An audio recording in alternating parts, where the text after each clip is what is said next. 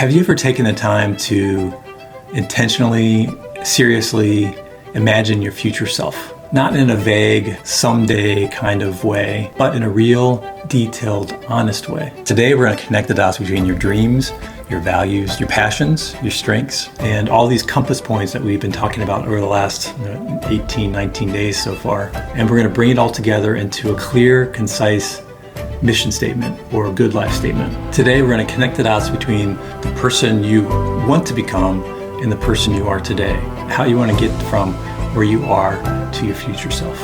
Welcome to the Good Life Lab. I'm Dr. Dave, and we are on day 18 of the series From Languishing in Loss to a Good Gay Life. And day 18 is the last S in the compass, and it stands for a Symphony of Self-Care and Service. Hopefully, if you followed along, you've completed the 4 sets of questions related to the exercise that I've called the remarkable Memento Mori 10-year good life quest, which is basically imagining your life over the next decade. Your ideal future, your vocation and calling, your relationships, and well-being. Today, we're going to synthesize all those responses that you've given over the last couple weeks into a future summary, a statement of what you want your future to look like. So today we put those pieces together. And you could say, this is where the fragments of responses become more like a symphony, where your future self begins to take shape and where you start designing the next phase of your life with intention. Because the truth is, a good life doesn't just appear or fall from the sky. It's crafted, it's cultivated, it's composed, just like music. So I'm going to walk you through a couple cornerstone quotes for me in my life and how they've contributed to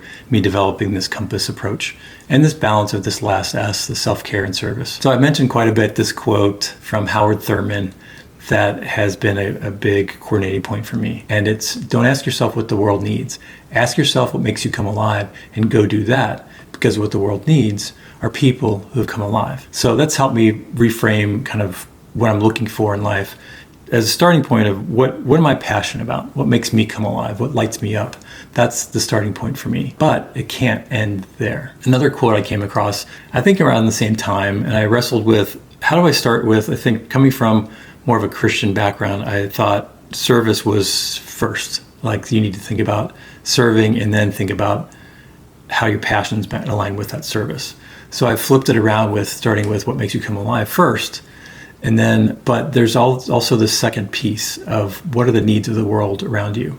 And the quote that helps me put that into perspective is from Frederick Buechner. And he says, the place God calls you to is the place where your deep gladness and the world's deep hunger meet. So it does kind of talk about your deep gladness, those things that make you come alive. That's important. But to really identify and find that purpose in life, it really comes from not just thinking about what makes you come alive, what your deep gladness is, but then what is the world's deepest hunger? And how do those two things come together? So that's where this symphony of self-care and service comes from. In other words, self-care isn't enough. We actually become whole and happier when we attend to other people's needs. And on the flip side, service alone isn't enough. If we just focus on service, we'll become burned out and we'll lose our sense of being alive. Your deep gladness must meet the world's deep hunger. The evolution of these two concepts of what makes you come alive and your deep gladness meeting your deepest hunger is foundational for another concept that I came across a few years ago called ikigai, or reason for being. So I've mentioned it before, I think in the series. There's been a Venn diagram that's been connected to this concept of ikigai. It's basically looking at 3 or 4 overlapping circles. The first overlapping circle, has to do with what are you good at? What are you really good at? What's your strength, in other words? The second overlapping circle is, what do you love? What are you passionate about?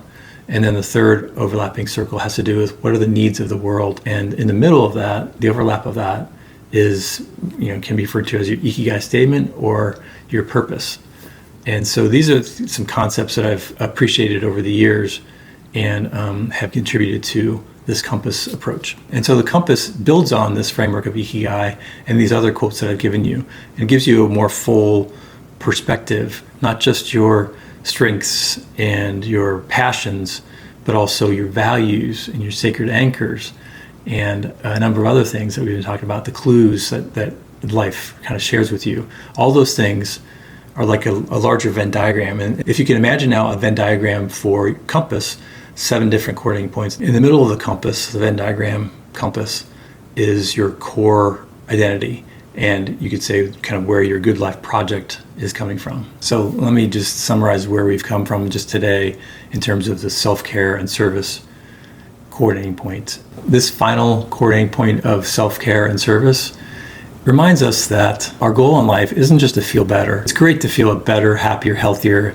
and have a more meaningful life. But that meaning, that purpose, that happiness also comes from making the world a better place, giving back to the people around us that might have greater needs than us. So that's the point of this last coordinating point of Symphony of Self-Care and Service. Another reminder, if you'd like to work these concepts out in community, I'd encourage you to look at the Gay Men's Group Coaching waitlist in the description below. I'd love to see you virtually as a part of a group to walk through these concepts together and to work it out as part of a gay men's group. The first step in this Symphony of Self-Care and Service coordinating point is to take your work from the sets of questions that you completed around the remarkable Memento Mori good life quest and synthesize those into a clear paragraph statement of what you want your life to look like 10 years from now. And so that's kind of the heart of today's exercise. And I have another set of questions for you to respond to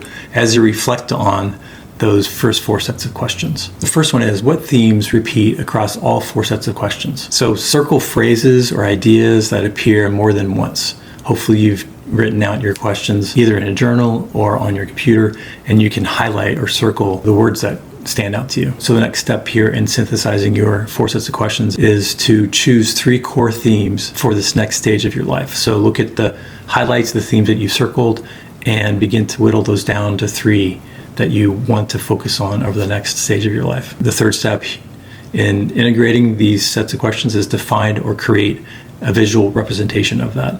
Now that you have 3 core themes, I want you to look for visuals that represent those themes. You can do a search online, you can look at magazines. Something that's worked for me is that I've created a vision journal to help me capture these images that I come across that represent what I'm looking to accomplish in my life. And so that's one thing you can do, look online or just look in magazines for images that you can cut out.